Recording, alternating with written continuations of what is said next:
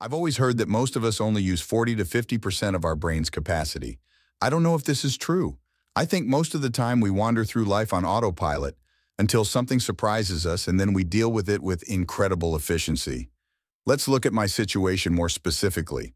I took a day off and decided to do something nice for my wife, Natalia. I decided to surprise her with flowers at work and invite her to lunch. Nat and I work at the same law firm. I'm a lawyer and she's a secretary. I walked up to the outer office and didn't see them, but I heard a sound coming from the inner office. I slowly opened the door in case they found a buyer. I just stuck my head in the door, like I've done thousands of times before, to see what they were doing and if Nat was there. If they are busy, I apologize and wait for them or come back later.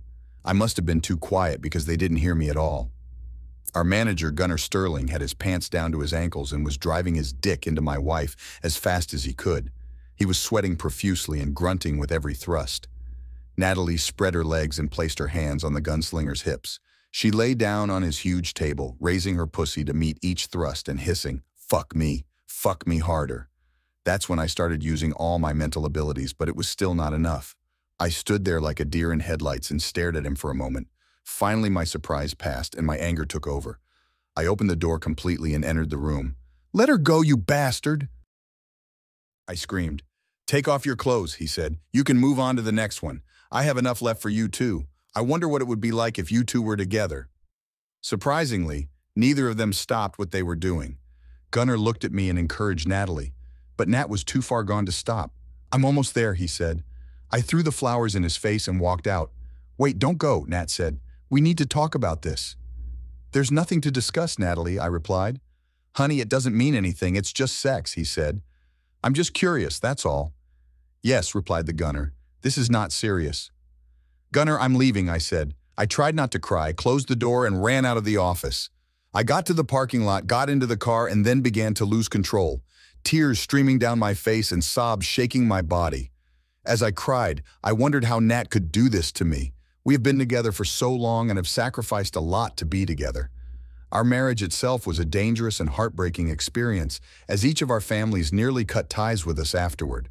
My family and I were always close, and I think I was probably my father's favorite. I grew up in a middle-class area and was part of a very good family. I met Natalie in high school and we quickly became friends. There were originally 3 of us, but the third member of the trio, Melanie Wright, started dating and didn't have much time for us. It was a shock because we were still at Mel's house at the time. His parents are exactly what I wanted my parents to be. His father and I were especially close. He often gave me advice on how to handle certain situations that I had with teachers or classmates. By the time she graduated from high school, Melanie had fallen in love with Bobby Bradley.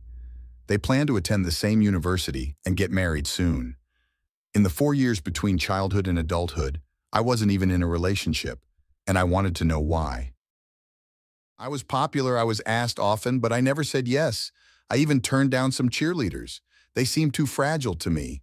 Besides, there's no one at this school I'd rather hang out with than Nat. So when it was time to dance and we all got together, no one batted an eyelid. There were a few "I told you so" looks and a few awkward smiles, but no one cared. Our college experience was even less dramatic. Everyone is so busy trying to find their own way to adulthood and become productive members of society that no one really cares about us. After several guys asked Natalie out on a date and were rejected, it became known that we were dating, although we had not officially announced anything yet. After college, we both found jobs to pay rent while trying to juggle our careers. Natalie quickly got a job as a secretary, and I worked as a lawyer for 2 more years. As soon as I graduated, I started interviewing different lawyers and firms. Of all the places I've done interviews, I think I have the best future at Gunnar.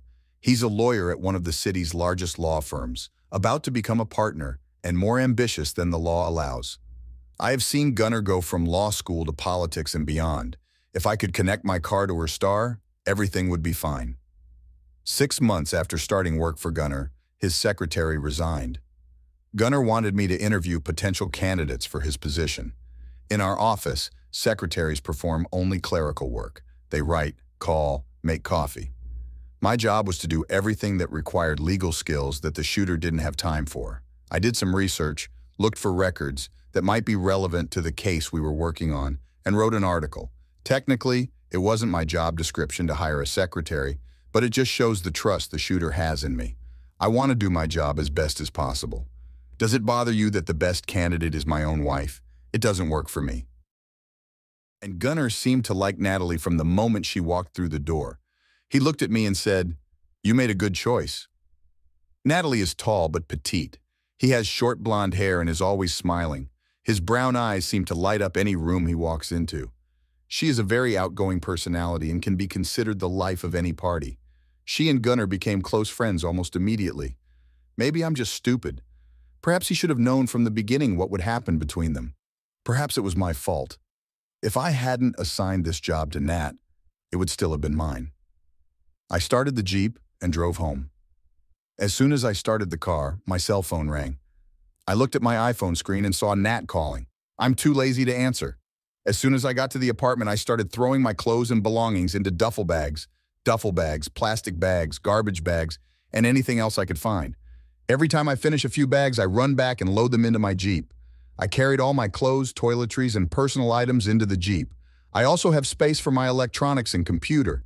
I left my laptop on the front seat and went back to the apartment to get another bag.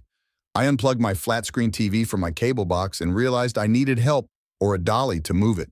I can easily fit it in the back seat if I roll it up and place it on top of my clothes to create a soft surface. I called, and the property manager was more than happy to lend me a dolly to move it. Unfortunately, due to back pain, he was unable to help me move it. I put the TV on the cart and carried it down the hall to the elevator in less time than it took me to talk about it. I carefully lifted the TV over the edge of the back of the Jeep, then grabbed the bottom and pulled the cart out from under it. I took a deep breath and tried to feel the anger I felt, watching my boss fuck my wife. Effective. My anger gave me enough strength to take the TV and put it in the trunk of the Jeep. I decided to look around the apartment one last time to make sure I hadn't left anything unnecessary. I grabbed a few more trinkets and did the final cleaning as she came in. She looked at me and burst into tears. "Is this how our problems are solved?" She screamed. "Are you just going to take your shit and go somewhere else?" I didn't say anything. I almost cried. "What made you love me for the rest of your life?" She asked through tears. "That's all. This bitch tried to use our wedding vows against me after what she just did? What's the problem if you're alone with me?" I responded immediately. "I'm doing this for us," he said, trying to get closer to me. "Why is this damn shooter doing something to us?" I swore to this. "If you calm down and let me explain, you will understand," he said. "There's no need to calm down," I told him. Now I'm calm. I was given the opportunity to think things over. When you look at someone's things while you're packing, you're amazed at how they fit together so you can get rid of them. "What are you talking about?" she asked. "Gunnar isn't the first person you've cheated on me with, is he?" I asked. She couldn't look me in the eyes. "There's no denying it, Nat. I found your damn pill. We both know you don't want her anywhere near me. But it's just curiosity," he dodged. "This is absurd, Natalie." I answered. "You told me this when we were in college. Out of curiosity, you tried out a few guys back then, remember? I was the one who started our relationship being a virgin. You had the opportunity to experience. That's what you said. It was for both of us." "That's all," he said. "We've been talking about having kids, haven't we?" Then I started laughing. "I think you only did it for the sake of the child, don't you? How the hell did the shooter get you pregnant while you were on the pill? Tell me, Nat, love my life. You know when the woman you love feels like you want to beg a man to fuck her?" "But," he began. "Wait," I said. "I'm leaving. I don't want to talk anymore. I'm too hurt and angry. I might say something you'll regret." "The shooter wants you to get back to work," he said. "I wanted us all to sit down and talk about it like rational adults." "To hell with the arrow," I replied. "Wait, you already did that. That's why we're here. He's not the only lawyer in town. I'll call you tomorrow and tell you who I'm looking for. If you take a job at another law firm, let me know if they have any openings," he said. "I like that we work together. Most days I don't want to see you again." "Natalie, you can't even see me," I told her. "I'm going to hire another lawyer to handle my side of the divorce." "We will not part," he said suddenly. "We will be together forever as promised. I know it sucks. I was wrong and I'm sorry, but this is not the end for us. I won't allow this. Leave us both. Everyone is left without a business and I will fight." I closed the door and left. He opened the door behind me and ran down the corridor screaming, "Jill, I love you. Please do not leave me." "Mason, right. Mason, your meeting at 11 o'clock is already here." My thoughts were interrupted by the secretary's voice on the intercom. I shook my head and laughed at the fact that it had been 5 years since last week, and I was still dreaming about my wife. I took 2 years off after his death. At first I wanted to take a break for a year, but I realized that even after a year I was not ready to start life again. 3 years later I'm still doing something. Almost every time I have a moment, I wonder what she would think about this or that. I also want to know why. People always say that flying is the safest way to travel. I hear all these pathetic statistics. Airline employees told me that more than 34,000 people died in car crashes last year alone, but only 364 passengers have died on airplanes since 1982. Every year, 364 people over 30 travel by air, and 34,000 people travel by car. However, it doesn't matter if these are the people you want to spend the rest of your life with. When your mind and all your senses become accustomed to a person, the numbers lose their relevance. The numbers start to lie when your muscle memory gets used to hugging soft, warm figures in the middle of the night. Should we send this? Annie's voice came through the intercom again, keeping me from coming to my senses. Yes, Anne, I replied. Tell him to come in. I'm trying to smile. I want my new potential client to feel like I can help them. It's funny, no matter how much experience you have, if you smile when you first meet, clients tend to think you're the best lawyer or something like that. Showing sadness or dissatisfaction with life may indicate an inability to improve your life. The door opened slowly, almost softly, and my mouth immediately fell open. Hey. I started to smile before the words got stuck in my throat. I stood up and ran across the room to shake her hand, but somehow the friendly, professional handshake turned into a hug, and she started crying and hugged me tighter. Normally, this wouldn't be a problem, but when the person you're hugging is Gil Black, it's a problem. There are actually 2 problems, and they are quite important. Jill, what happened? I asked her. I'm so sorry, honey. I didn't know it was you. I thought I was just another customer. I didn't know it was you, Mr. Wright, she sobbed, but I'm a client. What happened, Jilly? I asked. What do I need to do? I need a divorce, he said. She could hardly hold back her tears. I could tell she was very upset. Jill, did you have breakfast today? I asked her. She shook her head and let a dark wave roll over her shoulders. His bottom lip stuck out like a petulant child's, reminding me once again of the disappointment he must have caused hundreds of teenagers in his youth, not to mention grown men in his later years. I stood up and took his hand. Let's go have lunch, you can tell me, I said. Everything seems to get better when you share it with someone. Plus, it's hard to feel unhappy when you're full. Didn't I teach you this when you were 16 and learning to drive? You mean when I destroyed my neighbor's fence and scratched my dad's car, you helped me fix the fence because he didn't? He asked with a smile. I simply nodded. An hour later, after ordering filet mignon at Texas Roadhouse, Jill was ready to talk. Okay, Jill, why do you need a divorce? I asked her. Start from the beginning and tell me everything.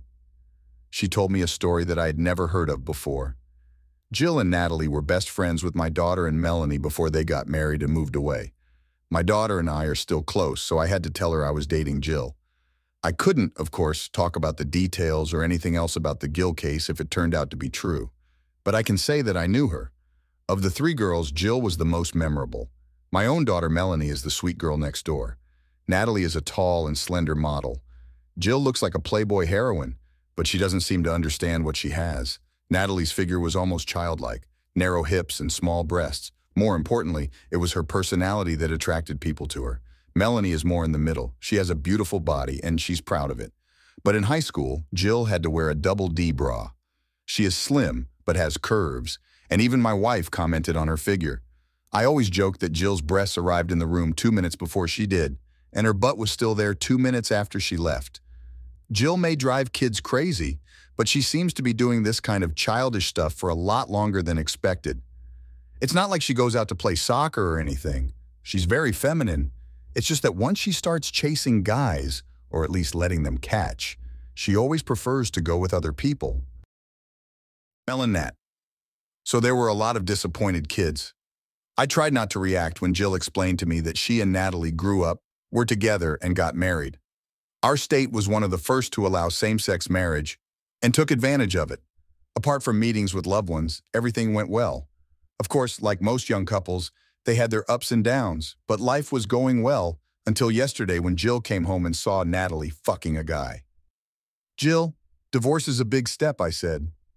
Are you sure there is no other way to solve this problem? She shook her head. I've been thinking about this all night, Mr. Wright. Natalie lied to me for a long time. I definitely don't want to go back in time. How about a consultation? I asked. It doesn't work, he said. Counseling is only effective if both parties believe there is a chance to save the relationship and are willing to work towards it. I don't believe. I'm just asking questions like a lawyer, I replied. I'm grateful, she smiled, brushing her dark hair out of her eyes. Most people act like we're all weird. Well, we need to look at your finances and figure out what's going to happen, I said.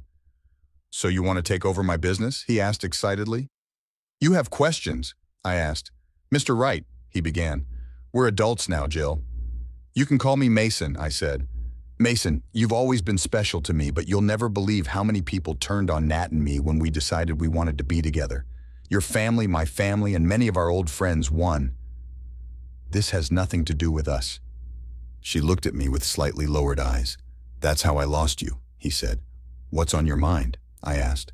Well, towards the end of high school, some kids noticed that Nat and I were very close. They started commenting on it and making jokes. And then Melanie sort of distanced herself from us. Another. I can't say I blame him. High school is all about adjusting, but when she stopped hanging out with us, I couldn't see you or ask for advice anymore. He lowered his head as if trying to hide his face and said, I think I miss you more than I miss her.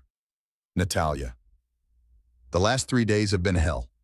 This morning I woke up feeling like spiders were crawling on me. No spiders, just action movies. He slept with me last night because he didn't have to worry about Jill coming home. He slowly tried to insert his finger into my pussy. The problem was that he was not in the mood, and what he did hurt me. He does not care. It might get wet if you lick it, I said. Not a chance, honey, he said with a smile. As soon as you start sucking my dick, I'll lick you, so get some lube. Gunnar knew there was a better chance of a monkey flying out of my ass than of me sucking his dick. Although the penis is comfortable in certain moods, I cannot put it in my mouth. I'm not in the mood, Gunnar, I said coldly. Yes, he said with the same indifference in his voice. If I wanted to sleep with a woman who was not affectionate, I would go home and sleep with my wife. So these problems usually resolve themselves within a week. Jill will probably call you. You two will be able to talk and you will be together again, and she will keep you tied up. So we better make love as much as possible while she is still in her panties. I thought for a moment and just looked at him. That's because we're kids, he says, laughing, even though you are the most beautiful person I have ever met. Usually women in relationships always talk about romance, feelings, emotions, and all sorts of nonsense. These men understand that you can have sex with people, but you don't do it. I don't want to have sex with them, spend the rest of our lives together. Men understand that sometimes sex is just sex. That's why you are the man in your relationship. Won't sleeping with another man make you gay? I asked. His face darkened for a moment and then he smiled. Well, between the two of us, I hope we can get Jill involved, he said, laughing. She has an incredible body. She has big breasts and a round, juicy ass. The thought of putting a baby in her tight little belly makes me so excited. You're wasting your time, I swore. Jill has never slept with a man in her life. You won't be the first and you might be the last. What about our trio? He complained. I don't think that's going to happen, I said.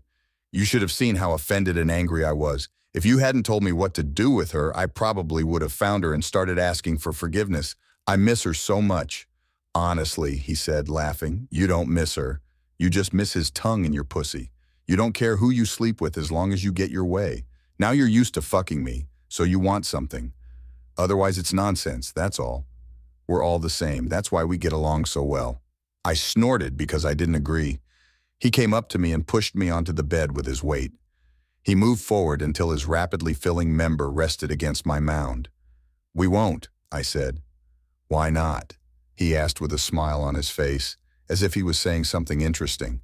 Because you sat there and told me how much you wanted to fuck Jill. That's why, I spat. You make it sound like I just need to be fucked until you get it. He leaned forward and started licking my nipples. He saw that they had not gotten up yet and smiled even more. I told you I'm not in the mood, I said. What a shame, he said, smiling even more. He spread my legs and aimed the tip of his dick at mine. Then he took a powerful step forward. It hurt like hell, but he didn't seem to care. Curse! I screamed. He entered me again and it felt like my pussy was on fire. The friction as he entered me without lubrication was torture. "There's a tube of lube in the drawer," I shouted. "We don't need stinky grease," he said, laughing. "I'll take it," I said. "That would be better." He stepped back and let me take control. I placed it on his penis and on my vagina. He pressed his back against me and started fucking me. Judging by the smile on his face, he was having a good time. I looked at him and wondered what happened. My legs were spread out on either side of him, and he was just shaking me, not realizing that I was not actively participating. "Are you happy?" I asked him, because I thought I could make him stop. "Yes," he said. "I love fucking your tight pussy. I could do this all day, and I could do this too." "But isn't it?" I began. "I don't care if you're interested," asked. "For what?" "Eno, I love you. It was just sex. Didn't you tell Jill? So I don't care if you get your way as long as I last." He grabbed my arms, roughly threw them over my head, and began beating me as if I were just a piece of meat. I recognized the look on his face when he was about to come and thought that at least this would be the end. But he had a surprise in store for me. He leaned forward until his knees pinned my arms to the bed. "Come on, baby," I whispered. "Stop holding back. You can come inside me." "I know," he said, "but it's more fun this way." He took my hand, cupped my face in his hands, and continued to slide upward. He opened my mouth and placed the head of his penis between my lips. "If you bite me, I'll punch you in the face harder than you've ever felt in your life," he hissed. He continued to roughly thrust his dick in and out of my mouth. I want to vomit, but I can't. Then he released his first stream of cum into my mouth. He laughed, pulled out his dick, and shot it in my face a second time. It's everywhere. There was cum on my eyes and face. I want to vomit. I'm ill. I tried to wipe my face, but he was still holding my hand. He went to the nightstand and took out his cell phone. He took a few photos of my cum-covered face and stood up. "Nice photo, isn't it?" he said. "Next time you try to say no, remember what just happened. You can send these photos to anyone, anywhere. You might not care, but I'm sure there's a guy somewhere who would be ashamed to meet." I stuttered and tried to wipe his cum off my face. "Wipe your face before you go to work," he says, laughing. "You look like a whore. I wonder what people think of you who think you don't like men." His laugh followed him into my bathroom, and I heard him taking a shower. A few minutes later, he was ready and dressed for work in the office. "Remember, if my stupid wife called today, I would still be out of town," he said. "And hurry up because you'll be late." I slowly got out of bed. My legs hurt because he had to spread them. My arms ached as he pressed his bony knees against my arms to stop me from fighting him. My pussy was blue and red. Suddenly, it wasn't so much fun anymore. I thought about what she told me. Jill would be mad at me for about a week and then we could talk. I'll tell her I'm sorry and hold her for a while and everything will be fine. I believe in him, not because he said it, but because it was eerily similar to what my father did to my mother over and over again when I was a child. I loved my mom and dad, but Dad never had a secretary he didn't fuck. Maybe that's why I'm so confused. I guess I consider myself the father and Jill the mother. I went out and got everything I wanted, and Jill's job was to love and forgive me. Our marriage is no different from any other. However, I can at least say that I have never slept with any woman other than Jill. Every time I cheated on her, it was with a man. Maybe I'm bisexual. I like women and I fuck men. But the Gunners were right about one thing. I really missed Jill at that time. Jill's soft touch and gentle caress were exactly what I needed at that moment. The thought of her bathing me and then laying me down on the bed with my head where it should be, between my legs, made me wet, and I did the same with her things. I could erase that damn shooter from my memory.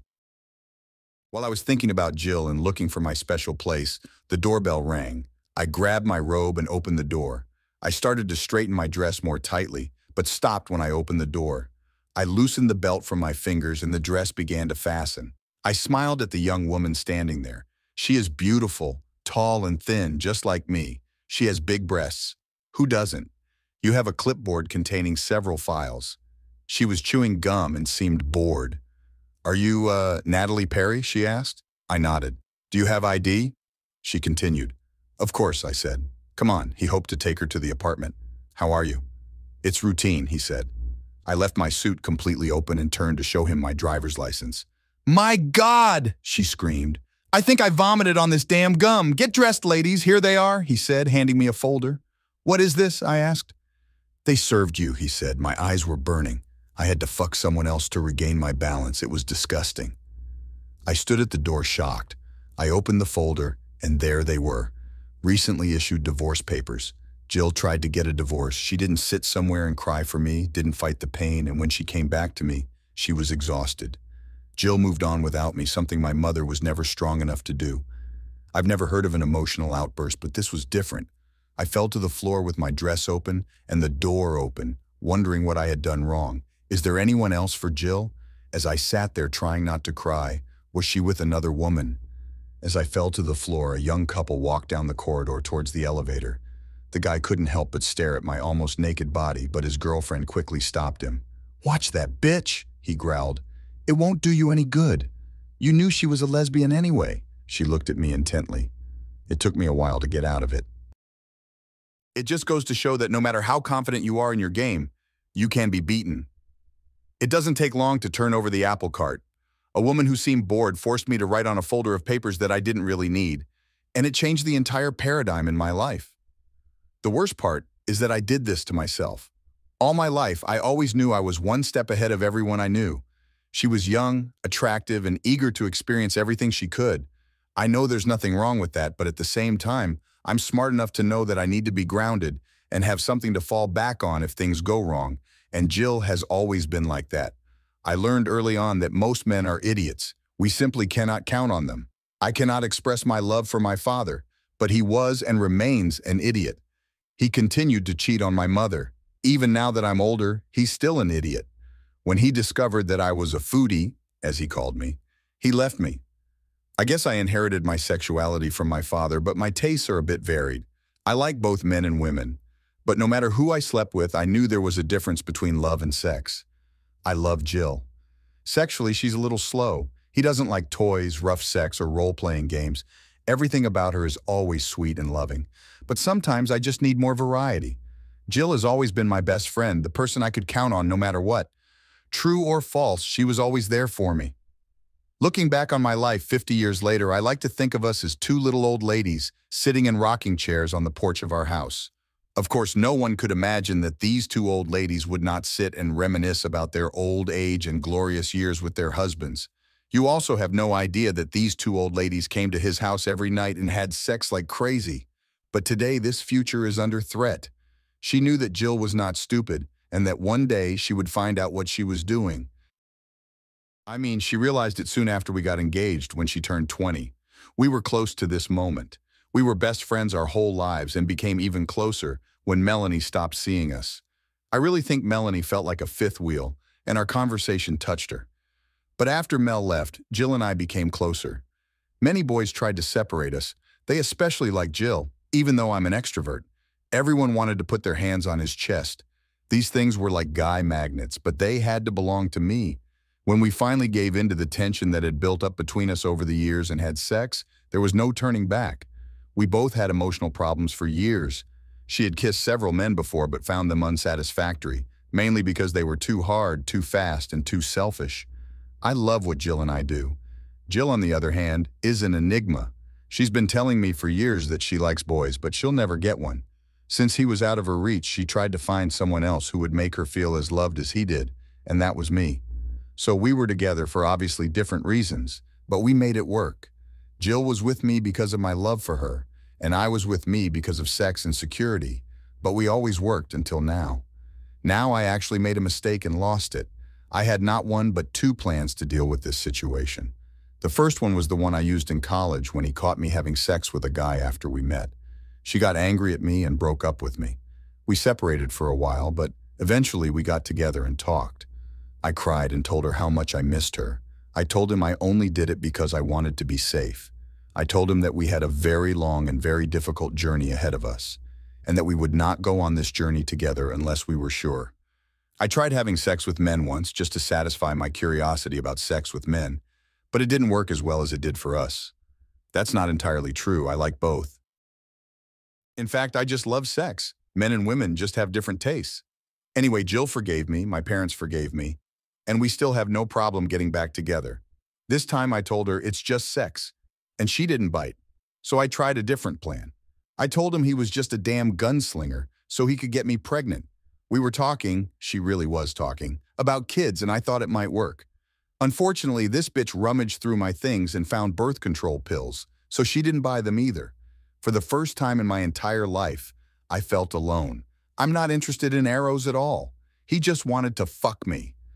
If he didn't have me, he would have to pay a prostitute. Sagittarius probably had a higher libido than me, and his wife could not satisfy his libido, but he still needs a wife. Her family connections paved the way for her dream political career, allowing her to get what she needed outside of marriage. When we met, everything seemed perfect. We all have something to lose, so none of us can risk being stupid. We only see each other once or twice a month, usually when Jill and I have a day off. If I take a vacation, I'll call Jill and tell her how much I miss her, and that I love her, and then meet Gunnar at the motel. When Gil had free time, Gunnar and I did unusual things in his office. Everything worked great until it stopped working and we got stuck. From then on, Gunnar treated me like his personal whore. He forced me to do things I didn't like. He made me suck his dick and come on my face.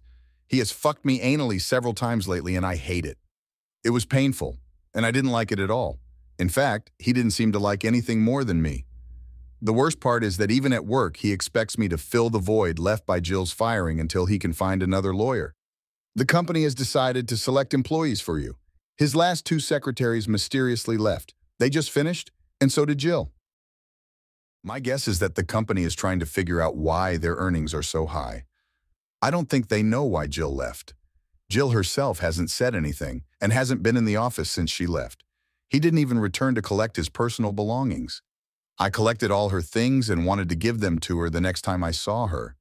At the time, I was sure this would happen, but Jill seemed to disappear from the face of the earth. For about the first week, she didn't answer my calls, and I left her so many messages that her voicemail was full. Apparently, she didn't listen to them when the mailbox was full. Then he changed his phone number, and no one I talked to knew the new number, or they definitely wouldn't have given it to me. Finally, I managed to close the door and sit on the sofa. I took sleeping pills and lost consciousness. Mason Wright. In the 2 weeks since Jill came to my office, we met 3 or 4 times to discuss her divorce. We agreed and scheduled a meeting with Natalia and her lawyer, but encountered some obstacles. The first comes from the legal system.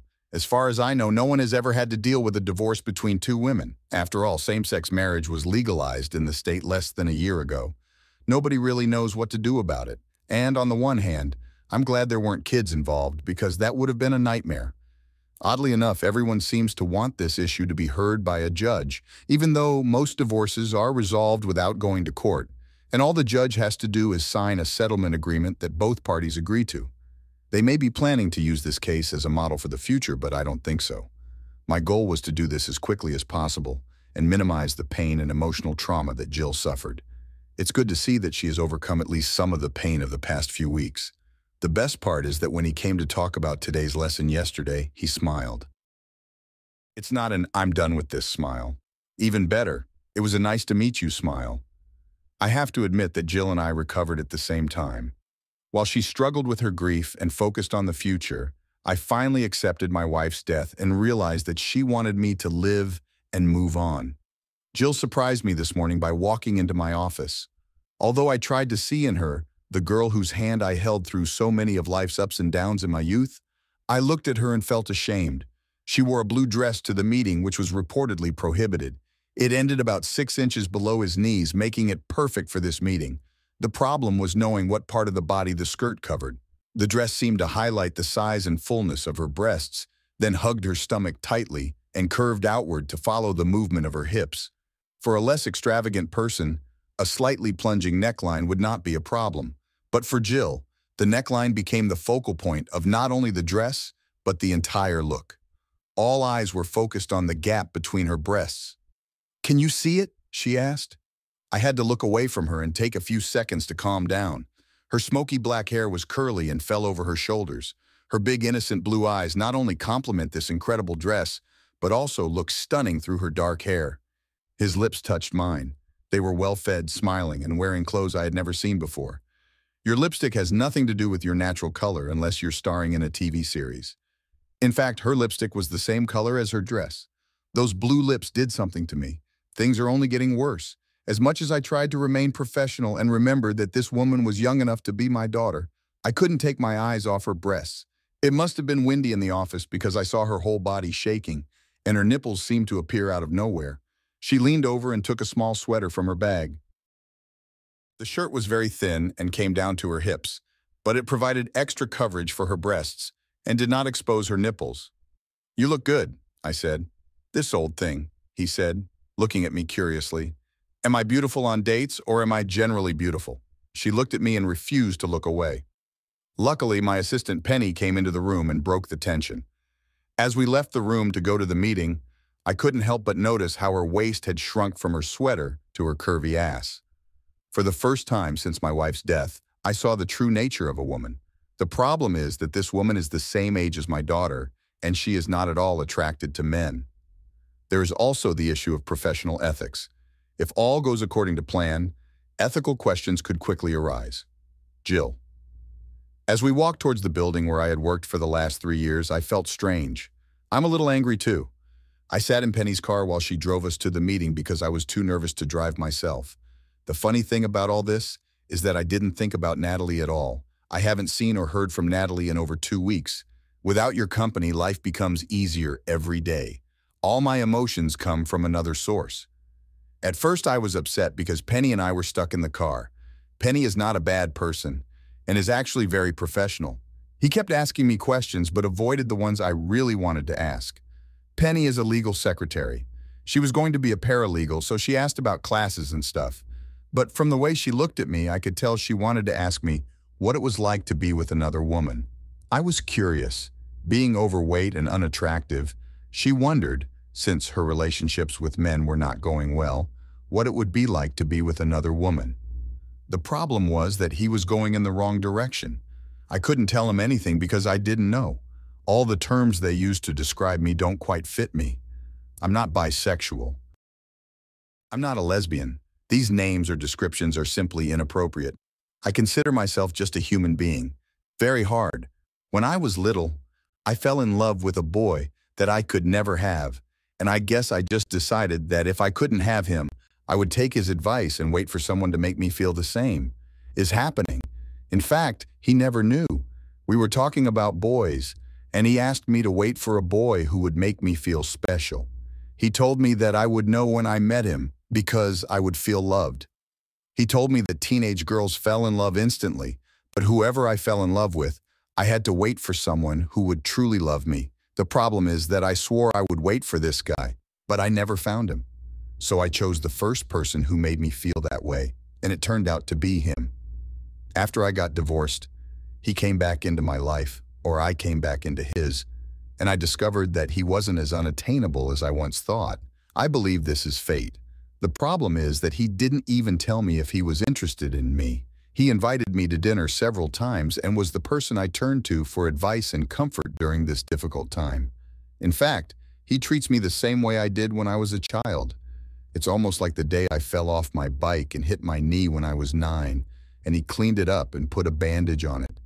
He kissed the tip of his finger and pressed it gently into the pavement, and I felt invincible. I would like you to kiss some places on my body now to see if they feel the same. Although I didn't have to wear clothes for this meeting, I did buy a new suit. I have seen that. Let's see if there is a reaction. When I entered the room, I noticed that he was surprised. This one is so cute. He tried not to look at me, so I asked him if I looked good. It was difficult for him to answer. Finally, he told me that I was beautiful. Then everything changed. The most important thing was his look. Suddenly, I was a little girl, and he was my boyfriend's father, and I wanted him so badly. He is my knight in shining armor, and I want to be saved. He was once again someone the boys couldn't compare to. I didn't forget Natalie faster. I just realized that Natalie was just a temporary solution. She replaced the one she really wanted. The problem for me is that there are many things about boys and girls that I don't understand. Then Penny came and blocked me. She was funny, polite, and very professional, but she confused me. The worst moment was when we went to the parking lot. I told her I was too nervous to drive, so Penny offered to come with me. I would have hugged her, but then we realized that the three of us weren't comfortable in Mason's Mustang. I had my hand on the passenger door handle when Penny offered to ride in my Jeep, or since I didn't want to drive, her Ford Explorer. Mason thought it was a good idea, but said he wouldn't leave his baby anywhere. So he decided to go there and asked Penny to come with me. This is great. Petunia said enthusiastically. We can talk to the girls and give you a chance to relax. I smiled widely and wondered if she realized I was going to knock her teeth out. If she hadn't come with us, Mason and I would have gotten in the truck together. I even wonder why he insisted on bringing it. Penny chatted non-stop for the entire 20-minute ride. When we arrived, although he was nice, I hated the sound of his voice. It felt strange to walk through the building and return to the office where the three of us had lived for so long. I reached out and Mason gently took my hand.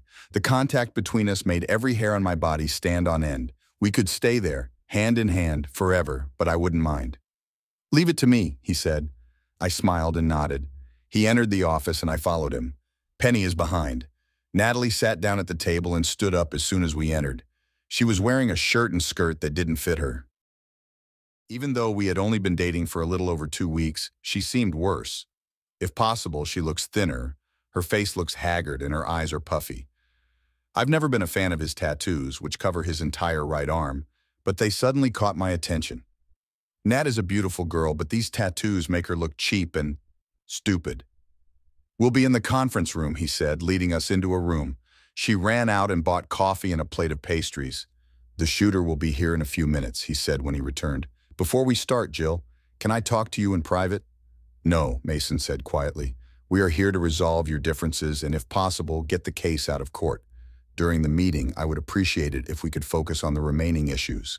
After the meeting, if both parties want to talk, they can exchange phone numbers or arrange to meet at a suitable location. However, unless you both agree that this meeting is unnecessary, we will have to go by the rules.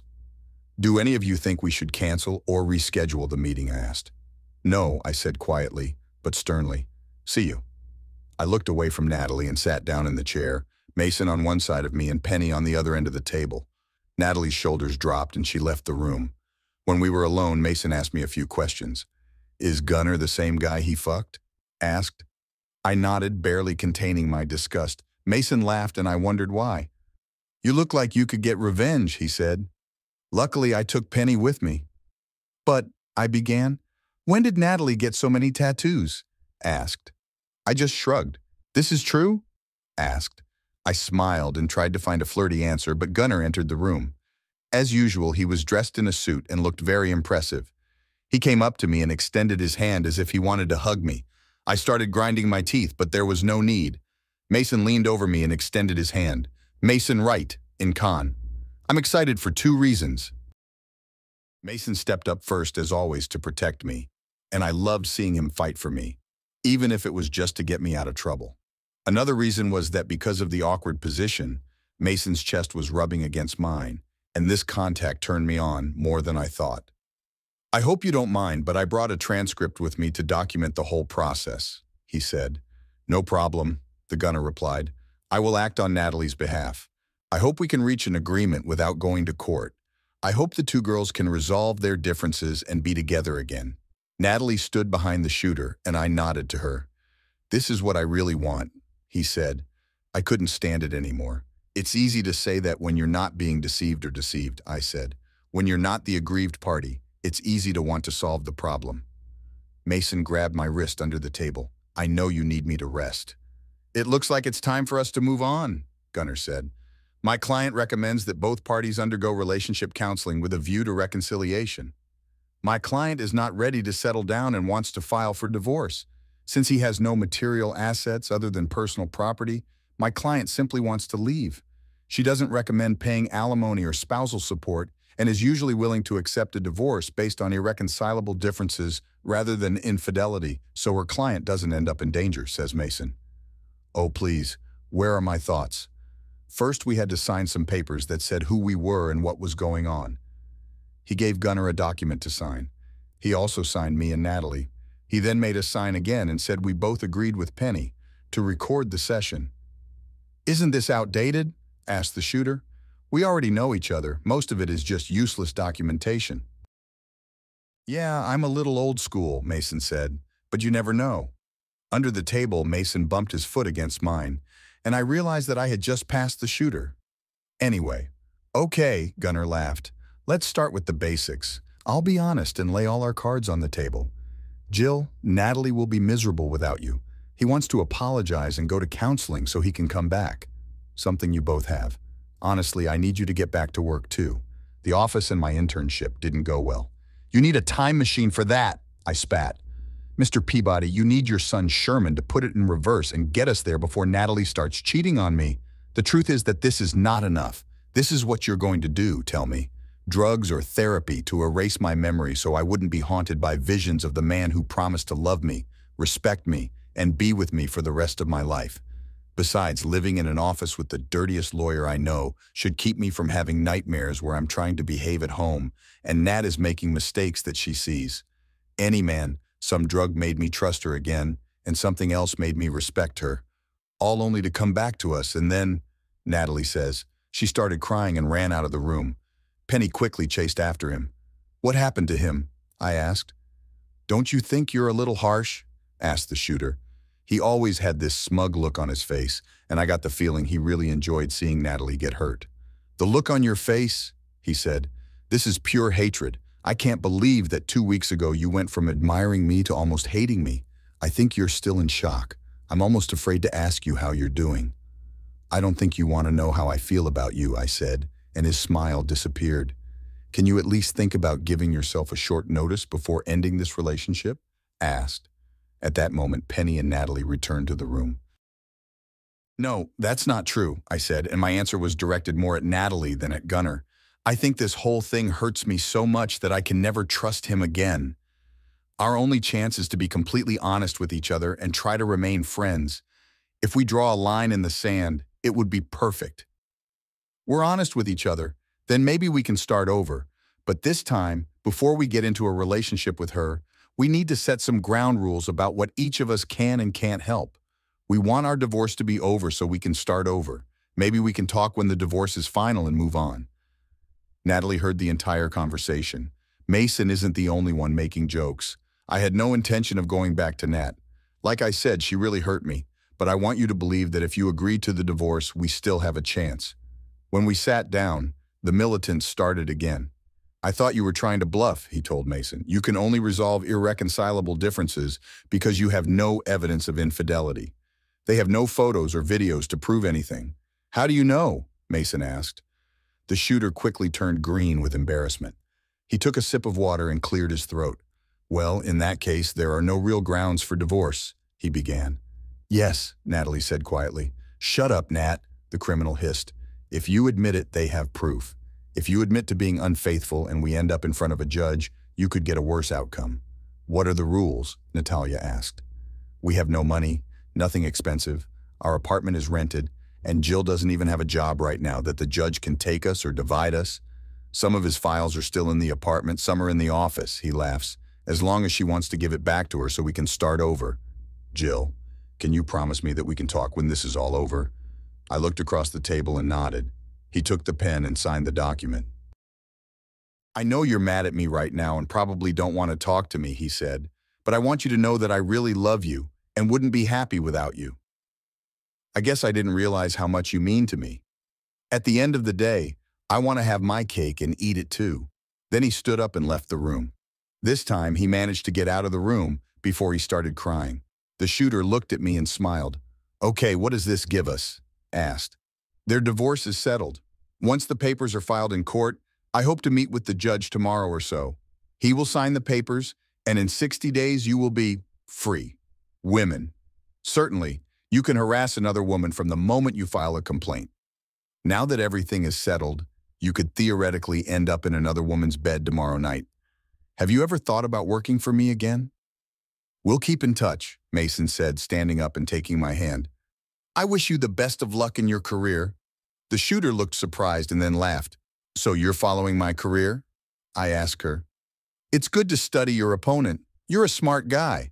When we left, Mason just smiled. Gulu, I started growling as we left the room. Shh, Mason replied with a smile. I hate that bastard, I screamed. He ran away again. Shh, Mason said, shaking my hand. This contact was enough to calm me down. I immediately fell silent and collapsed, thinking about the dead man holding my hand while trying to control his buoyancy in the backyard pool. I tried swimming on my back and stomach, but it didn't work. My own father loved me, but he just didn't have the patience to teach me. But Mason just told me to relax and go with the flow. I was still panicking. afraid that water would get on my face. Finally, he just told me to close my eyes and continued to hold my hand. He told me that if I was scared, all I had to do was shake his hand and he would pull me out of the water. I was a great swimmer. I don't know if it was because I didn't care or if it was the magic of his hand holding mine, but after that, I wasn't afraid of anything. It was amazing to see Mason holding my hand in the elevator. I'd rather have him hold my hand than complain about Gunnar every day. As soon as we left the building and returned to the parking lot, Mason began to talk. "I don't know if there are listening devices in elevators," he said. "I don't want our wish to come true." "But Mason, the divorce is over," I said. "Now the revenge begins," he said with a smile. "Believe it or not, Mason," I said, "I don't want to go back to Natalie. I loved her for a long time and she caused me a lot of pain. But that's in the past. I have an idea. She's going to give birth her way. She may have already done it, but I don't have to do anything with her. I just want to move on and live my life." "You are more special than the young woman I remember," he said. "Honestly, for a while I thought you were kidding when you talked about breaking up so you could get back together." Yes, I admitted with a smile. "I have no plans to work with Nat again. She lied and deceived me for a long time and did not stop until she was caught. I won't have to punish her, but I never will. Then we won't. We must take revenge on her." "I never said I wanted revenge on Natalie," he said. "I don't get divorced often, but when I do, the person who was cheated on often wants revenge on the person who stole their spouse. Are you saying you don't want the shooter to be punished? Anything in return?" "Yes," I admitted. "Penny, did you get everything?" I asked. "Yes, I did it," he said, smiling. "I have a name, signature, and everything." "See you later in the office," he said. "I'm going to have lunch with Jill one last time to discuss our plans." Penny got into her car and drove away, waving at me as she pulled out of the parking lot. "TRH, do you mind?" Mason asked. "Your dress deserves a better place, but I need to go back and get my paperwork in order. I want to start the process as soon as possible, but to be honest, I'm really addicted to these stakes. Many years have passed. My wife died, and since then, I haven't been able to go outside. Maybe someone will take you somewhere worthwhile soon. Don't worry, Nat." "Oh, I can take you anywhere," I said. I immediately wanted to phrase it differently, but after thinking about it, I said what I wanted to say. "How can we get revenge on Gunnar?" I asked. "He's quite a cunning bastard with connections to some powerful people. You know he's just using the law as a stepping stone into politics, right? The jump can be slippery. If you slip, you could fall and get seriously injured," says Mason. "The shooter is right. I did a little research about it. He hurt one of my favorite people. Well, two of them, actually. So he deserves it." "Who did he offend?" I asked. "You and Nat were my daughter's best friends growing up," he began. "I almost feel like I have 3 daughters instead of 1. He then buried his head in his plate, as if he wanted to say something rude. "I really missed you when you broke up," he said quietly. I was so nervous that I wondered if I could hear my heartbeat. Suddenly, I didn't care about getting revenge on Gunnar or anything like that. "So are you ready?" asked. "Anytime, anywhere," I said excitedly. "Very good," he said. "We will attack him on 3 different fronts at once. We will remove everything he has. We will remove your position in the company. We will take away your driver's license, your marriage, and your ability to enter politics." I blushed when I realized he was still talking about the shooters and not us. Natalia. A week has passed since the meeting with Jill and her lawyer. At first, he didn't know who his lawyer was. It took me a few days to realize that Jill's lawyer was the father of our old friend Melanie. Jill entered the office in a very good mood. I don't know where she found that blue dress, but it's stunning. The blue color brought out her beautiful eyes and made me feel stupid. After she left, every man in the building was talking about her, as were half the women. All I could think about was rubbing and sucking her big, soft breasts. I can't believe I risked losing her to a shooter. The worst part is that Gunnar always forces me to have sex with him, and he seems to enjoy making me do things I don't like. I understand that the Gunnars like to dominate others. He has a huge sense of superiority and hates losing. After the session, I was especially upset because he didn't score a single point during our session. He had to give in to every damn demand. They were not forced to receive counseling. Jill and I never had a chance to be together before we broke up. What bothered him the most was that Jill never came back to work with us. I really think his biggest disappointment after seeing her in that dress was that he didn't want to try it on again. He also became increasingly demanding at work, always reminding me that if he charged me a fee to file the divorce, I could pay him back over the years. He constantly reminded me that I was indebted to him and that if I accepted payment, I would have to submit to his wishes, no questions asked. At that moment, I didn't care. What could make me worse than what I had already experienced? When you're used to coming home to a woman who loves you with all her heart and will do anything to make you happy, it's hard to lose her. Losing her because of your stupidity and greed is even harder. I kick myself every day. When I saw her in this dress, it amazed me even more. The office door opened and the phone rang. I picked up the phone and recognized the voice of Arlene, the shooter's wife. She got very angry and asked to talk to him. I connected it to a private line and then, well, I was curious. I left the connection open. "Shooter, go home quickly." This sentence was precise and concise, expressing his anger. "Honey, no matter how bad it is, I can't quit my job like this," Gunnar replied. "The only emergency is your health, idiot," he said. Recently, a woman came to give him some documents. She just said it was a private matter. You must be held accountable. I want to know why and by whom, preferably not what I thought. If you cheated on me, we'll say, I'm done and I want you out of my house. I couldn't get the woman to tell me what it was. I'll give you the details. But I could see on the card she handed you that it had the name of a law firm on it. I'm sure one of my dad's friends knows someone who can tell me. So you better come home and confess everything before I find out. Through the glass wall, I saw the usually tanned and smug face of the shooter, pale as a sheet. A call came from another line. This is one of the partners of our company. His tone was also very angry, and he asked Gunnar to go upstairs immediately. I agreed to transfer the call. I looked up and saw the woman who gave me the divorce papers standing in front of me, looking bored. I heard the door open, but in the excitement of 2 phone calls, I forgot. She stood there, chewed gum, and smiled at me. I was shaking and wondering what she expected from me this time. "Don't worry, honey. I'm not here to look for you," he said. "Is there a shooter here, Sterling?" I sighed with relief and pointed to the door of his office. Through the glass wall that separated our workspace, I watched as the shooter hurriedly packed his briefcase and prepared to go home. "You better catch him quickly," I said. "He's having a rough day." "This is even worse," he said, laughing. He walked to the door and opened it. She didn't close the door. "Gunny Highway?" she asked. The shooter was angry. "Don't you see my name on the door?" Scream. "My name is Gunnar Sterling. This means Gunnar, not Gunny, and Sterling, not Highway. My name is on the damn door." "I just need you to introduce yourself," he said, handing her a bunch of files. "There must be at least 5 of them. He only gave me 1 and it almost ruined my life." Then he turned and left. "Don't worry, enjoy the day," he said over his shoulder. The shooter began tearing up files, his face getting redder and angrier every time he opened a file. He shouted at me to go to his office. "Little slut!" Scream. "You ruined my life. That bastard you married is trying to kill me. You need to call him back and stop this. I shouldn't fuck you. You're not even the prettiest of the 2 of you, and—" Before you could say anything, we were interrupted. "LB!" The name was shouted with obvious disdain. I turned around and jumped as soon as I saw Wilton Moss, one of the founders and senior partners of our law firm. Moss was short, with a receding hairline and a growing belly. He walked past me as if I didn't exist, heading straight towards Gunnar, who was taller than him. The criminal began to retreat. "Sterling, what kind of trouble have you gotten this company into?" asked. The shooter said nothing. He was smart enough to keep his mouth shut. "Don't say anything, moron," Moss continued. "I know. Do you know who Mason Wright is?" "Yes. This is the lawyer who represented my client's husband in a divorce case about a week ago," Gunnar said quietly. "He was also one of our former partners," Moss told us. "He's an old friend of mine, so he gave the company a chance to avoid public and very confusing criticism.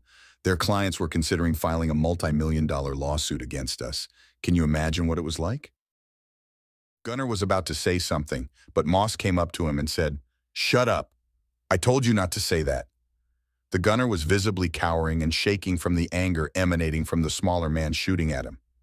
"You obviously snapped at your secretary in the office," Moss said irritably. "You abused a homeless man in my damn house like it was a runaway motel infested with lice, and his partner, who I might add is a former employee of ours, is filing a complaint. They want to sue us for not following our moral principles, code.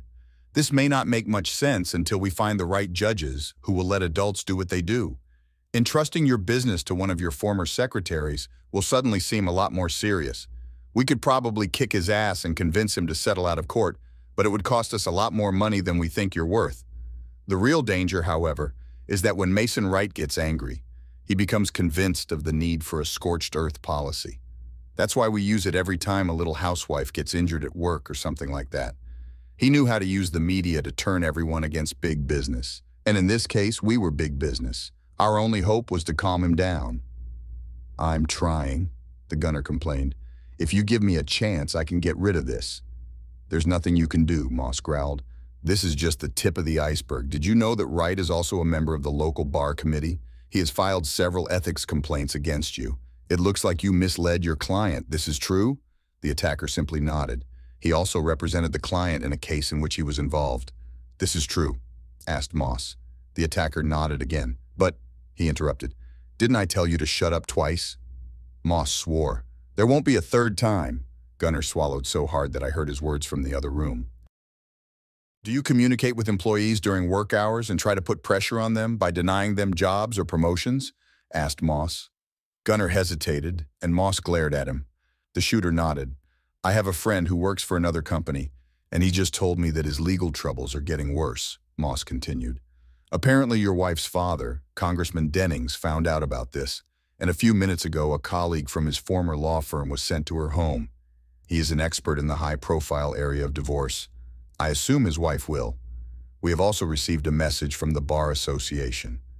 Following an investigation into alleged ethical violations on his part, his license to practice law was suspended pending the outcome of the case." "No," muttered the gunner in surprise. "Didn't I tell you 3 times to shut up?" asked Moss. "You simply refused to do what I asked. This is blatant disobedience. My hands are tied. I'm trying to support you in this crisis, but you won't let me work with you." "Fired. Get out of my building." "But," said the gunner. "Listen, I told you so," Moss said dryly. "I can't work with you." He turned and left Gunner's office. I couldn't stop the smile on my face. The gunner got what he deserved. "You're fired too," Moss said as he walked past my office. I heard him mutter to himself as he walked out of the office. "We don't need tattooed bitches here." Then I wondered how Mr. Wright managed to coordinate all this so quickly and accurately. His timing was perfect, completely destroyed the shooter. I stood up and began to collect my personal belongings. So I'm wondering if he's trying to ruin my life too, or if I'm just collateral damage. Are you deliberately trying to ruin my life?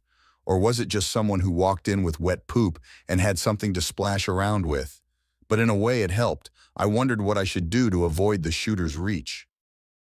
Gunner has a lot of other things to worry about right now, so he doesn't have time to torment me.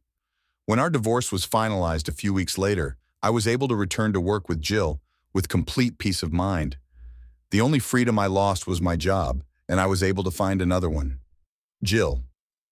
Over the next few weeks, my life changed. I think some would say the situation has improved.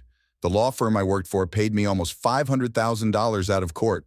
Gunner's wife was afraid that her last name would attract public attention and embarrass him, so she and my father paid me $100,000 to drop the lawsuit against him for breaking up my marriage. Mason told me he probably wouldn't get anything if the lawsuit went to trial, so getting the money was a smart move. I also saw that bastard gunslinger become what he once was. When he divorced his wife, he had almost nothing left. He was also disbarred and his case referred to the bar, reducing his chances of practicing law anywhere in the country. He eventually left town secretly and was never heard from again. I think the reason she wasn't very happy was because she was lonely. As soon as all the legal issues were resolved, Mason disappeared from my life. To make matters worse, Natalie found out about my new phone number thanks to all my parents and tried to call me again. She reminded me that I owed her a date, but I scared her off by reminding her that the divorce was still almost a month away. He complained about the long wait and talked about his financial difficulties. He tried to make it seem like it was my fault that he lost his job and couldn't find a new one. I simply told him that I would call him as soon as the divorce was finalized and hung up. Finally, a ray of sunlight pierced the darkness from the most unexpected source. I picked up the phone, thinking it was Nat calling again. "I said I'd call you when the divorce was final," I screamed. "My son, you must be angry with Nat," said the voice. "Sorry, I thought you were her," I said. "Jill, this is Melanie, and I'm a little mad at you," she said. "Can I have lunch with you somewhere tomorrow?"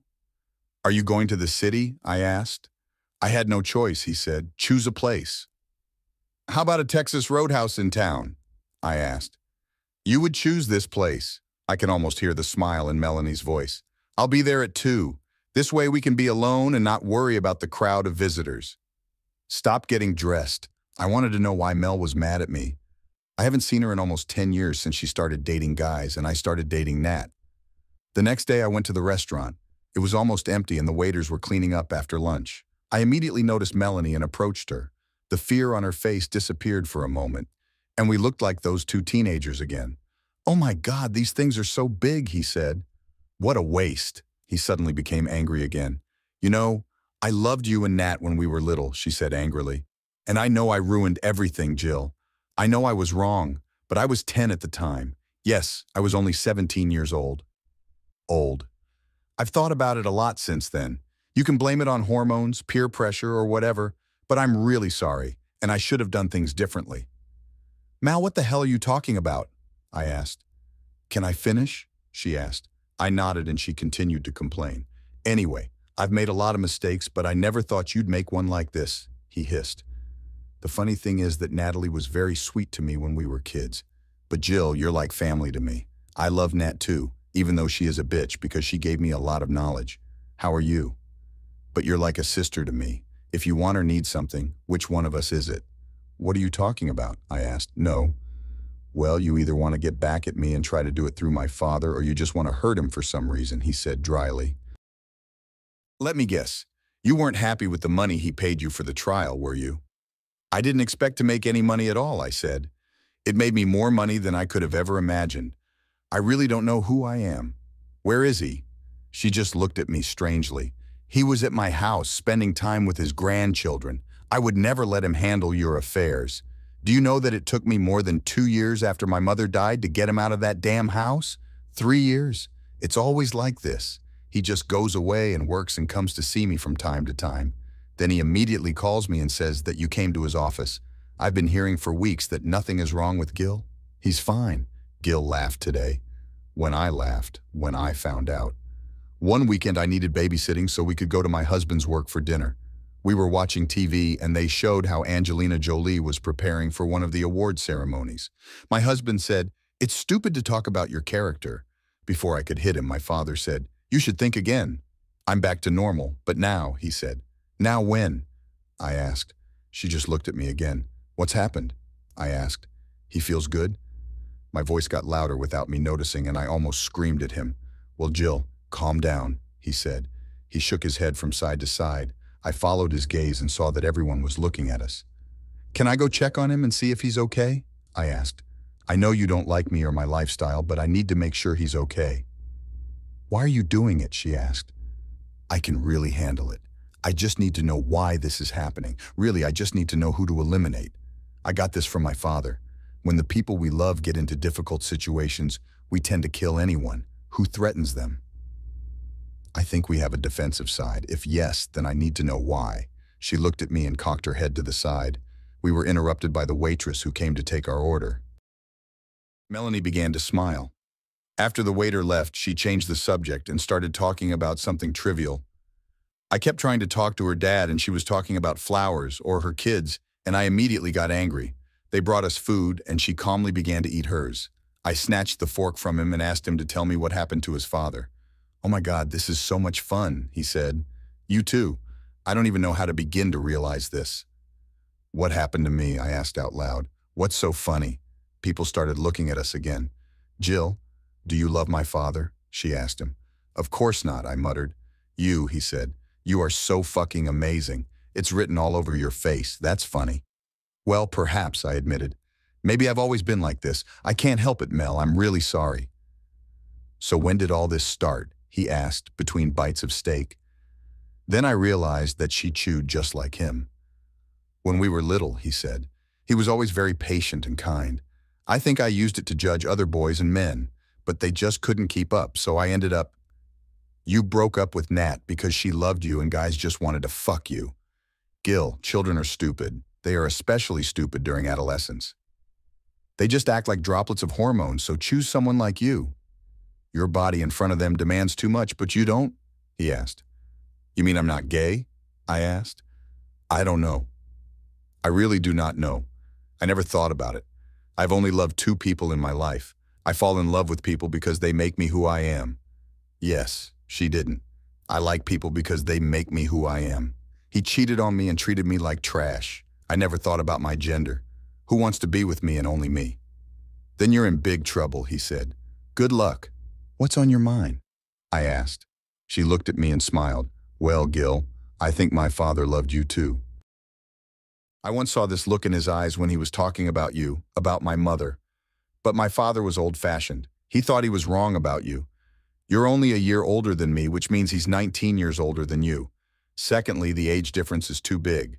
I like women and my father is very tolerant of people, so he will never try to put pressure on you. You win. Don't even let him know that he is interested in you. He will think that it is not easy to influence your preferences or lifestyle. What should I do? I asked. Tie someone up like you always do, he says. Melanie, I've never slept with a man before, I complained. Hold your voice, idiot, he said. Jill, I love my father. I want him to be happy. Do you really want to be with him? More than anything, I said. When I said this, I looked her straight in the eyes and she knew I meant it. Well, children are different from us, he began. They don't feel the same way we do. They tend to act based on logic and other things that don't matter. They must also protect people and correct mistakes. This is so that you can get him to act on what he feels. I don't want to deceive him, I said. I don't want this to start with lies and tricks between us. Then you won't understand, he said. Okay, what should I do? I asked. Mason Wright. A few hours later, I was driving home from Melanie's and thinking about taking time off from work and maybe going on a trip when my phone rang. I didn't know the number, so I answered the call just to find out who it was. Is this Mason Wright? Asked the voice on the other end of the line. Yes, I replied. Who is this? It's me, Sislak, he said. I'm at Moe's Tavern downtown. Do you know where is it? Yes, it's near my office, I replied. Yes, I have a lady here. It's out of stock and the only thing I can find is your phone number. Her driver's license says her name is Jill. Do you want to pick them up? It's quite difficult here. And if she had stayed here much longer in this state, people who didn't have her best interests at heart would probably have taken her home. Don't let her go with anyone, I told him. I'll be there in 10 minutes. Don't you live far from the city? He asked. Yeah, I'll make sure he's okay before you come here. He then quickly hung up. Despite my doubts, I didn't walk too fast. I feel like I could have, but I swear I didn't. My Mustang can go from 0 to 60 very quickly, so when I jump in front of all the other cars at a traffic light, it's only because I reached the speed limit faster than them. I was driving pretty fast when I got on the highway, but I couldn't leave Jill alone. Why is she here at the bar? Once you leave the CBD, the city center is no longer a good place to live. I went to Moe's and found the store almost empty. Two strange guys were arguing and the third was watching. One of the men has brown hair and appears to be drinking milk. He had a Bible in one hand and the bigger guy insulted him. A third man, a black man, tried to calm the screaming man. The screaming guy's name is Homer, and he seems upset that the Bible guy is drinking milk. He called a guy named Flanders and said you should drink Duff beer when you go to Moe's. I walked up to the bar and a guy came out from behind. You are me? I asked. He looked around. I didn't do anything, he said. You called me to pick up Jill, I told him. He motioned for me to follow him. We returned to find her lying on the table, apparently asleep. I called her quietly and she looked up. Jill, why are you at the bar? I asked her. I couldn't go anywhere else, he said. She spoke with difficulty and looked drunk. Honey, why didn't you call me? I asked her. Boys should call girls, he said vaguely. Like the rules. So why did you get dressed and go to the bar? I asked. You told me this dress was beautiful, she said. These are not clothes, I said. It's the woman inside. I can't say, he said vaguely. As soon as my business was finished, you disappeared, as if you had stolen something. I should have known you didn't love me. That's what you should have said. Maybe it was because he was with a girl. I was a lesbian. You didn't even stop to talk about how much I owe you as a lawyer. Mo looked at me wildly. None of this is true, I said. It's the alcohol talking. They say that most drunk people only say what they really mean, but they're embarrassed to say it when they're sober, Mo said. So she must have believed him. I bought this stupid dress especially for you, he said vaguely. I want you to like me because I like you. I always do this. He was working on a divorce, I said. Mo simply nodded. Does your ID show your address, as I asked? Mo nodded. I looked at his driver's license. This is my old address, he said. I don't live there anymore. Where are you living now? I asked. In my new apartment, he said. I live there alone. In the direction? I asked. Home, he said, but I don't feel at home. Then she leaned against the table and seemed to fall asleep. I need to get back to the bar, Mo said. I put my arm around Jill's neck and lifted her from her chair. I put one hand under her leg and the other on her back to support her. She moaned as those luscious breasts pressed against my sides. I carried her through the bar to my car. The arm around my neck hugged me tightly, and somehow his other arm joined my efforts. I was able to unlock and open the passenger door. I carefully placed her in the passenger seat and fastened the seatbelt to her chest, barely resisting the touch of those incredible breasts. I got behind the wheel and drove straight home. Once there, I got out of the car and opened the front door. I carried her upstairs and carefully laid her on the bed in the guest room. The room was dusty, but I guess it was better than sitting in a seedy bar full of men. I wanted to kiss her on the cheek, but at the last moment she turned her head. Somehow my mouth caught hers, and she laughed. I left the hallway light on and the door open in case he woke up in the middle of the night. I took a glass of juice and another glass of water and placed them on the bedside table. When you wake up, I'm sure you'll be thirsty. I confess that I visited her several times that evening. I stood and looked at her, marveling at the curves and shades of her beautiful body. But after spending the first few minutes looking at it, noting its curves and crevices and the differences in the sizes and proportions of its various parts, I began to look elsewhere. I couldn't stop looking at his face. It's not just about the placement, size, or shape of elements. His whole face is beautiful. I'm sure this is purely subjective. I mean, if we asked 4 or 5 men to look at 4 or 5 different women, we probably wouldn't agree on which one is prettier and why. All I can say is that I could look at Jill's face for the rest of my life and not regret it. I smile and think, what will happen in 20 years? I'm getting wrinkles at the corners of my eyes and possibly crow's feet. But the shape of his face remained the same. Her lips were still full, especially her bottom lip, which was still sticking out and arousing me. When she's angry, her button nose turns up slightly, and her big, innocent blue eyes always sparkle, catching every ray of strange light. I suddenly realized that in 20 years, when she would be 40 or almost 50, I would be 60 or almost 70, and I would probably be rotting and dead. He also used his full, seductive lips and eyes to tease the woman he settled down with, and I doubt she would even remember me then. This thought alone was enough to wake me up. I stopped watching and decided to give up. I checked my email and went to bed. In fact, it was still early, only after 11. As I fell asleep, I couldn't deny that my thoughts were no longer on Jill. I decided that I just needed to get out of the house and do activities more often so that I could start dating women who were better suited for me. I continued to fall asleep, and I don't know how long it took before I realized that I was not alone. "Kiss me goodnight, Nat," Jill said. Her speech was still slurred, and I realized she was probably awake and drunk, still thinking she was with Natalie. "I won't be able to sleep unless you kiss me goodnight, baby," he said. I sat up and saw his clothes hanging at the foot of my bed.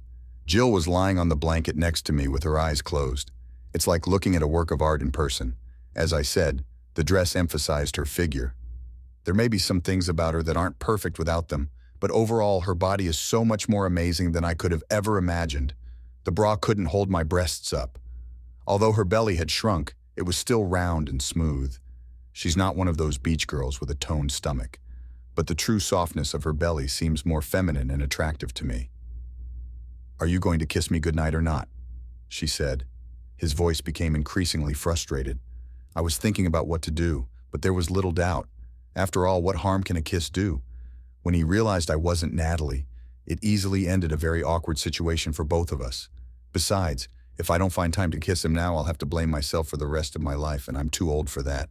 I might turn around or something, so I leaned forward and quickly kissed those delicious lips. They were softer than expected and already moist. "Natalie," she moaned loudly, "I told you this nonsense. When we are alone, kiss me as if you love me. You always kiss me as if we were strangers. We'll never be able to sleep at this rate." I leaned forward and kissed her again. Finally, she told me to do it. Besides, I can always pretend to be asleep. Remember, she was drunk and I was asleep. What a couple. I kissed her with the same tenderness, but a little more passionately. Although I noticed a hint of alcohol on his lips, I was unprepared when he stuck his tongue into my mouth. At that moment, I admit, I stopped thinking. At least I don't think with my brain anymore. When we kissed, it was the most tender and passionate thing I've ever experienced. I love my wife, but at that moment I realized that perhaps I could love two women equally, because I'm sure I love Jill as much as she does. She hugged me and pulled me closer. Even through the blanket, he could tell that I was not Natalie. How drunk was she? Oh yes, Nat, more like that. Have you ever kissed someone for training? You are a very bad girl, he said. Natalie, my breasts need to be kissed too, he complained. Not that I wasn't already horny, but my cock got hard when she mentioned the balls she craved. I lowered my head and gently licked her neck, exploring more and more with my tongue. His body began to shake, and he suddenly stood up from the bed. She reached back and took off her bra, one of those moves that only acrobats, circus clowns, and women can do. There, in the darkness, illuminated only by the soft light of the moon, I finally saw the most beautiful thing I had ever seen in my life. Then he lay down next to me again and closed his eyes. "Where were we?" she growled. The hoarseness of his voice left me with no illusions about where we were going. When I lowered my face to his chest, I was sure that I was going to hell or at least to prison. I gently squeezed and teased them, shaking them one at a time. Then I licked one, then the other, moving as far as possible from her rapidly growing nipples. She started shaking her hips and I smiled. If I didn't know she was gay, I would have assumed she liked what she did. I blew on her nipples. She hissed, grabbed the back of my head and pressed her lips tightly to mine. "Natalie, stop teasing me," he growled. I began to swirl his tongue over my nipples as his hands slid down my sides and into my boxers. When his hands touched my legs, I was suddenly convinced that the party was over. "Natalie, you dirty slut," he said. "I want to know why you wear granny panties. You bought a new belt. He is beautiful. Do you want to use it on me?" This was my chance, not just my dick, my whole body was throbbing. The thought, "a hard dick has no conscience," came to mind. But I remember the angelic look on his face and everything. I remember years ago this little girl sat on my porch and looked at me, but I couldn't. "No," I said it. "This is bad." "But why?" she asked. "I want."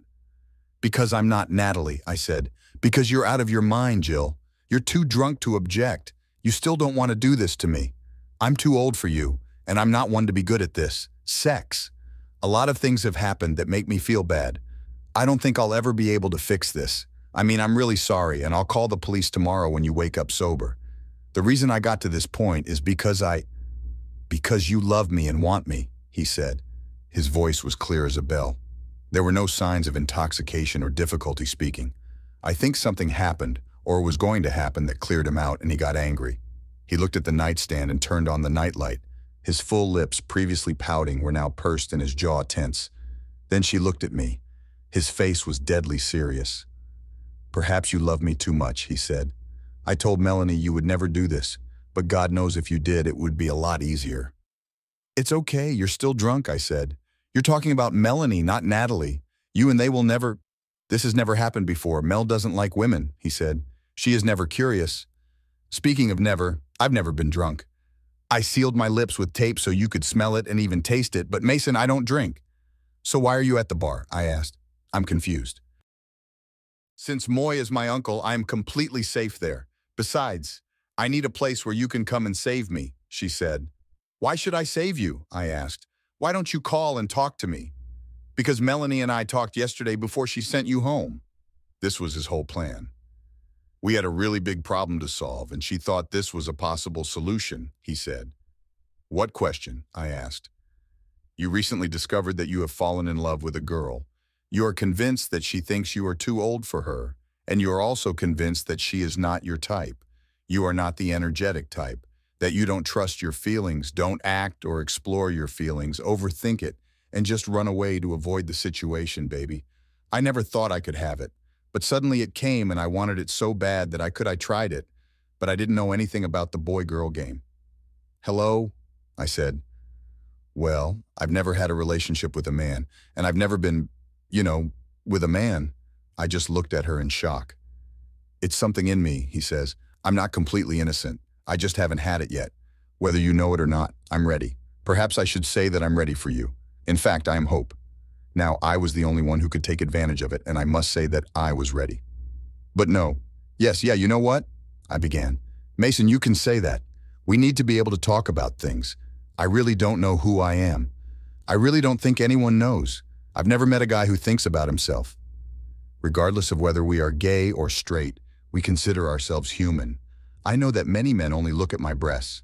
I only date women with large breasts. It's your personal preference. I know men who don't say, whoa.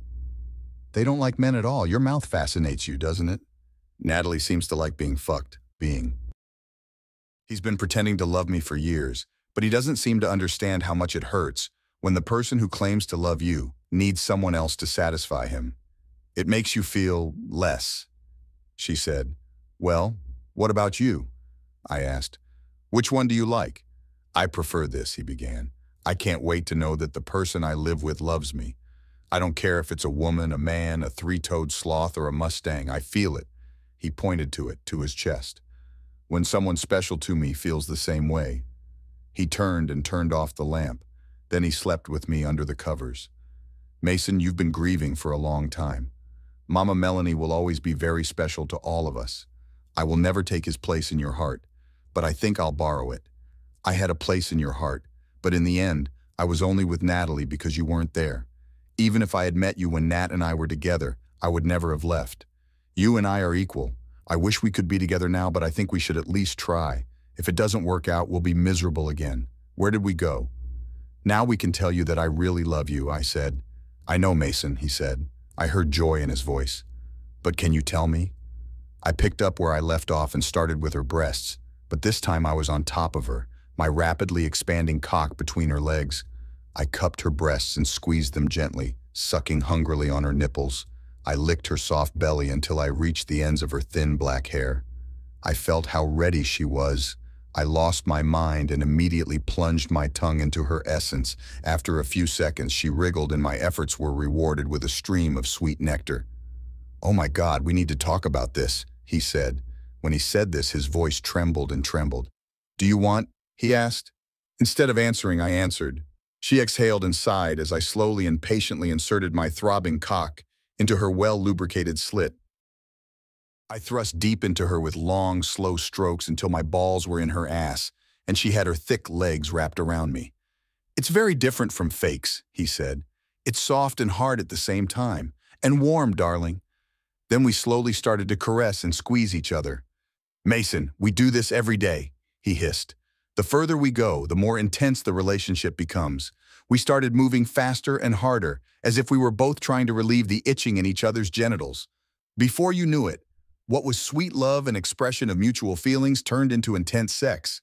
My sweet, innocent Jill purred strangely and begged me to fuck her harder. Suddenly, I lost control and started fucking her until I covered her with my creamy cum. He pressed his lips to mine and screamed into my mouth, bringing me to a wonderful orgasm. We spent the rest of the night locked up and sleeping. We woke up, made love again, and went back to sleep, still holding each other. The next thing I remember was the sun shining through the windows, and we slept for most of the next day. I really think we just woke up to the phone ringing. Jill took my hand away, dropped the phone, and reached across the nightstand to find it. Hello, he said.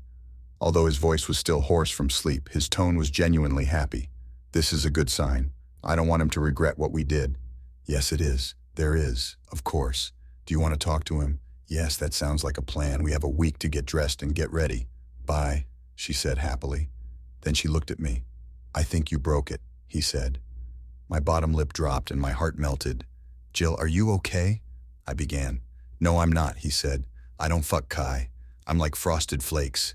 Even if my pussy is broken, I'm still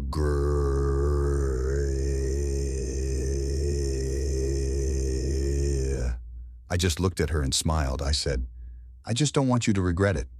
My only regret is that it took so long, he chirped. And what are you going to do with my broken pussy? I just looked at her strangely. Well, you didn't seem to be complaining at the time, I said. Don't change the subject, Mason, he said. I have an idea. Have you ever had a dog? Okay, I said. Do you want to buy a dog? It's not stupid, he said. There was a time when I wished it was just us. I wanted to go everywhere with you, do everything with you, get to know you better. But you know when a dog gets hurt, whether it's to itself or someone else, his wounds will heal. He blushed. Do you remember what happened last night? I asked. She simply nodded vigorously. Seriously, Mason, he said, I didn't get a chance to ask you last night, but where were you? Come on, I said, smiling. We should be able to ask each other questions, remember? Well, many of the women I know who have had sex with both men and women always tell me, well, even the women who have only had sex with men always say that men are bad at eating pussy. That's because men see it as something that will turn you on so they can fuck you or make you suck their dicks, but... He paused, as if trying to figure out how to phrase his words. Go ahead, I said. Shit, Mason, he exclaimed. You made me come twice before you started. Your language is different from Nat's and I can only use it for comparison. It's harder and it's really nice. But with girls, it's different. This is what she says. You be there as if you loved him and wanted to be there. I should have stopped you before he lost consciousness, but we failed. Why didn't you come? I asked. I don't want to say that word, he said. It's disgusting. You were bad last night, I told him. But why don't you mean love? Maybe we'll love each other, he said, but we just lost control and ended up destroying everything. That was incredible. Did we lose control? I asked. Shut up, he said. This is my first time. And from now on, everything we do is us. Well, right here. It was the start of something wonderful. We spend a lot of time together. The whole family cooks barbecue and goes on trips together. In my opinion, our life was perfect, but I must admit that I had my doubts. First of all, there is the age difference.